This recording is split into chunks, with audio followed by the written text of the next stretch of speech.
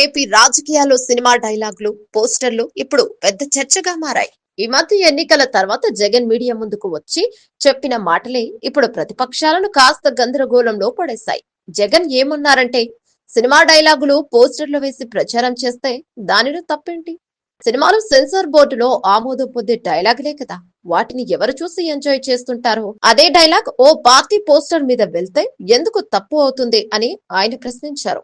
ఇది యాదృచ్ఛికంగా అన్నమాట కాదు. ఇటీవల జగన్ పార్టీ కార్యకర్తలు కొందరు ఎన్నికల ప్రచారంలో సినిమాల డైలాగులు, హీరోల ఫోటోలు, పోస్టర్లు వాడారని వాటి మీద ఓ వర్గం అభ్యంతరం చెప్పిందట.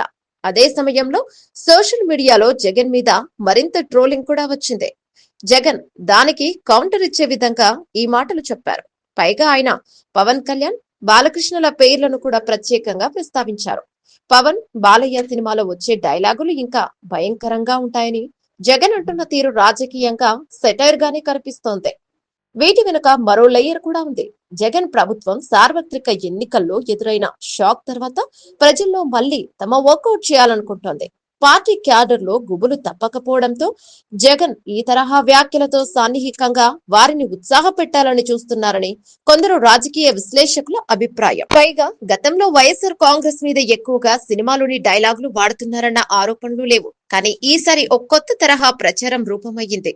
ఒక సినిమాకు సంబంధించిన డైలాగ్ కి ఇప్పటికే జనాలు గుర్తింపు ఉంటే అదే డైలాగ్ ని సపోర్ట్లపై, పోస్టర్లపై ముద్రించి ర్యాలీలో నినాదాల్లా వాడితే అది ఎక్కువ మంది వరకు వేగంగా చేరిపోతుందనేది మరో కోణం. ప్రతిపక్షాలు మాత్రం దీన్ని సూటిగా వ్యతిరేకిస్తున్నాయి. సినిమా ఒక వినోదం. ఆ సినిమాలోని మాటలు, డైలాగులు ప్రేక్షకుల ఎమోషన్ కోసం మాత్రమే. అదే మాటను బయట రాజకీయంగా వాడితే వేరు వాతావరణం క్రియేట్ అవుతోందని, అవసరం లేని వివాదాలు తలెత్తుతాయని వాళ్ళు అంటున్నారు. మరోవైపు కొన్ని వర్గాలు సెన్సార్ బోర్డుపై కూడా గలమెత్తుతున్నాయి. సెన్సార్ బోర్డు ఎన్ని డైలాగులు ఆమోదిస్తే ఎంతమంది కుర్రకారు సినిమాలో చూసి ఎంజాయ్ చేస్తారో అది వేరే విషయం. కానీ ఒకే డైలాగ్ బయట ఒక నియోజకవర్గంలో పెట్టి సభలో నినాదాలుగా వాడితే దానికి అసలు అర్థం మారిపోతుందన్నది వారి వాదన. ఇదంతా జగన్ మాటల్లో ఒక తరం సెన్సార్ బోర్డు కూడా దిశ చూపించాలంటున్నట్టు వినిపిస్తోంది.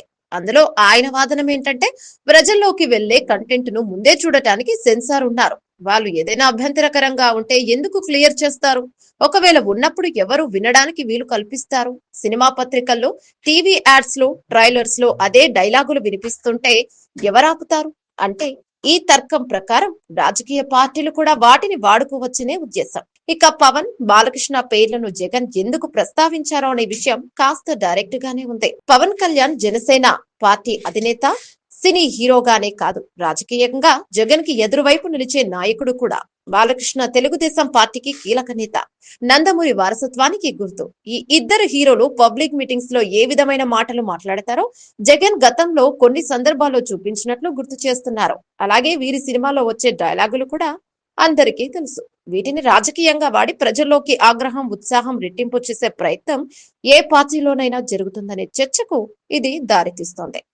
ఇక సోషల్ మీడియాలో అయితే జగన్ వ్యాఖ్యలపై రకరకాల రియాక్షన్స్ వస్తున్నాయి. కొందరు జగన్ వాదనను సమర్థిస్తున్నారు. డైలాగ్ కి తప్పేముంది, సినిమాలే బలంగా చూపిస్తుంటే ప్రచారంలో ఎందుకు వద్దు అని. మరికొందరు సినిమా డైలాగ్ కి ప్రేక్షకుడు తన ఇష్టం ఉంటే అర్థం చేసుకుని ఆనందిస్తాడు. కానీ అదే పోస్టర్లపై రచ్చ చేయడం వల్ల సమాజంలో అల్లర్లు, విభజన వచ్చే అవకాశం ఉంది అని ఆందోళన వ్యక్తం చేస్తున్నారు. కొందరు పెద్దవాళ్ళు మాత్రం సినిమా వేరు, రాజకీయాలు వేరు అనే బాటలోనే ఆలోచించాలి అంటున్నారు.